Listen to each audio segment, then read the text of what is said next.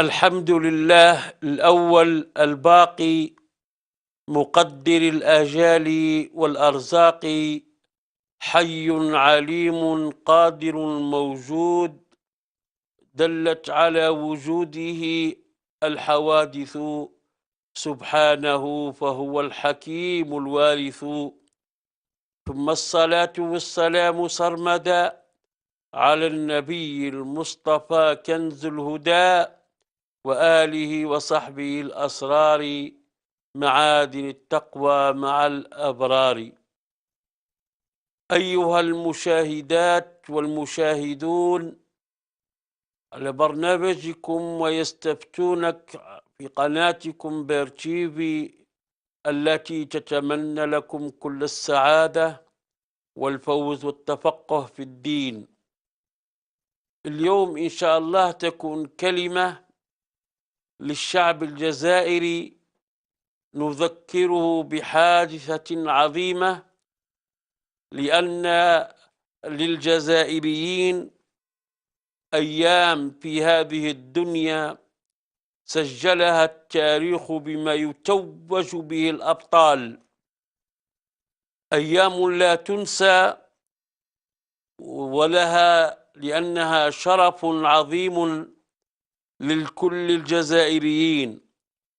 قلت أيام لا تنسى ولا تمحى من عقول الجزائريين، سواء ممن عايشها أو قرأ عنها أو سمعها، وهي مجازر 8 ماي التي ارتكبت في حق الجزائريين في سنة 1945. أيها المشاهدات، أيها المشاهدون، نحن ننعم بالأمن والاستقرار وبالسعادة وفي هذه السيادة الكاملة الغير المنقوصة، فإنها لم تأت هكذا. إن آباءنا وأجدادنا ضحوا بأغلى ما يملكون، نعم ضحوا بدمائهم فقاتلوا وقتلوا، وصدق فيهم قول الله عز وجل: من المؤمنين رجال صدقوا ما عاهدوا الله عليه، فمنهم من قضى نحبه ومنهم من ينتظر وما بدلوا تبديلا. قلت يحيي الشعب الجزائري في 8 ماي 2016 الذكرى الخالدة، المجزرة البشعة التي تستنكرها كل الديانات السماوية وتنكرها كل القوانين والمواثيق الأرضية. مجازر بشعة ارتكبت في شعب بالجزائر من طرف فرنسا المستعمرة الغاشمة الحاقدة الأليمة. ارتكبت في حق الجزائر يوم 8 ماي 1945 مجازر اقترفها الاستعمار الفرنسي في حق الجزائريين العزل. هذه الذكرى الأليمة ما هو سببها؟ حين خرج الجزائريون للاحتفال في 8 ماي 1945 بانتصار الحلفاء على دول المحور، لكن فرنسا اللئيمة حولت هذه الفرحة إلى جريمة نكراء في حق الجزائريين، فردت فرنسا على هذه المظاهرات السلمية وقابلتها بالآلة العسكرية وبالتقتيل، واستعملت فيها كل ما لديها من القوات البرية والجوية، ودمرت دواشر، دمرت مداشر، ودمرت دواوير. فكانت مجزرة سجلها التاريخ بشعة نكراء قامت بها فرنسا. وكانت نهاية هذه المجزرة الدموية خلفت أكثر من 45 ألف شهيد جزائري وجزائرية، كلهم من المدنيين العزل، سقطوا برصاص قوات الاحتلال الفرنسي في شوارع سطيف وقالمة وقسنطينة وخراطة وكل الولايات وكل الدوائر وكل المداشر، فهي شاهدة على هذه المجزرة الجريمة التي ارتكبها الاستعمار الفرنسي في حق الجزائر. يا إخواني، هل من أجل أن خرج الشعب الجزائري إلى الشارع ليقول لا للاستعمار ترتكب في حقه هذه المجازر؟ ونقول لفرنسا اليوم إن الجزائر والحمد لله بعدما قدمت الثمن غاليا، فهي الآن تنعم بنعمة الأمن والاستقرار والسيادة الكاملة، وإن قتلانا في الجنة وقتلاكم في النار كما قيل يوم بدر. ولا يسعني في هذا المقال إلا أنني ننقل لكم ما قاله الإمام الجزائري، إمام الشعب الجزائري، الإمام البشير الإبراهيمي، في هذه المجزرة، خطابا يواسي فيه الشعب الجزائري ويواسي نفسه. قال البشير الإبراهيمي وهو يعاتب فرنسا، قال لها: يا فرنسا، هكذا يكون جزاء من استنجدتيه في العسرة فأنجدك بإذن الله. قال: يا فرنسا، هكذا يكون من استصرختيه حين أيقنت بالعدم فأوجدك إلى الوجود بإذن الله عز وجل.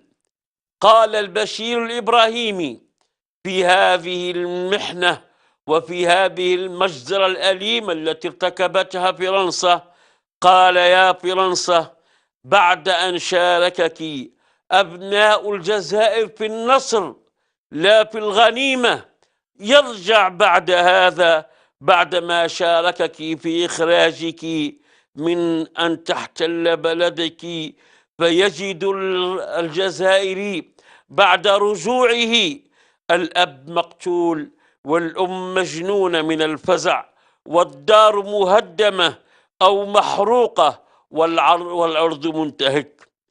أيها المشاهدون، أيتها المشاهدات، إن يوم 8 ماي يوم مشهود على الجزائريين، ولا بأس أن ننقل لكم ما قاله بشير الإبراهيمي بكلمات مدوية إلى كبد السماء أسمعها الفرنسيين، والشعب الجزائري يعاني ويدفن شهداءه، فيقف بشير الإبراهيمي قائلا: إننا لرجال يا فرنسا، وإننا لأبناء رجال يا فرنسا، وإننا لأحفاد رجال يا فرنسا، وإن فينا لقطرات من الدماء أولئك الجدود، وإن فينا لبقايا من النخوة والمروءة والجهاد والرجولة مدخرة سيجليها الله عز وجل في حينها.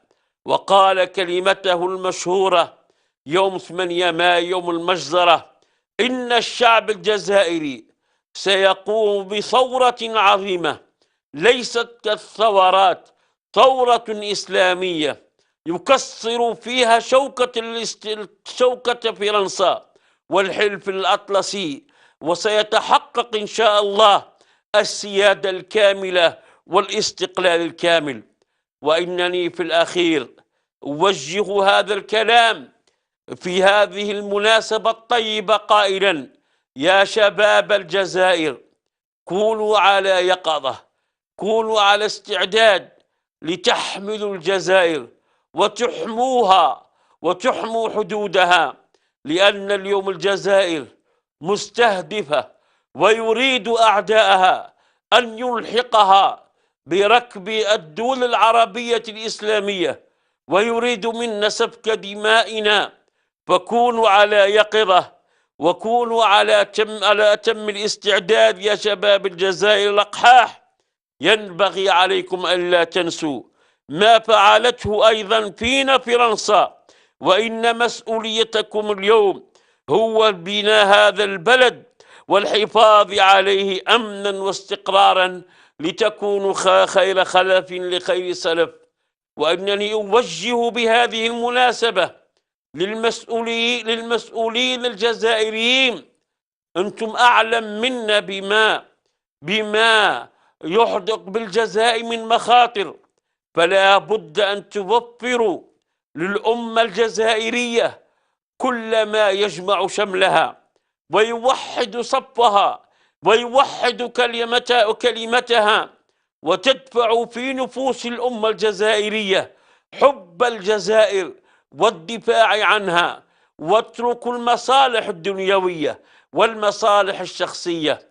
وفي الأخير وجهوا كلمة بهذه المناسبة لكل الأحزاب السياسية ولكل الجمعيات، وهو أنيطت به مسؤولية: اجعلوا الجزائر فوق كل شيء، اجعلوا الجزائر فوق كل اعتبار.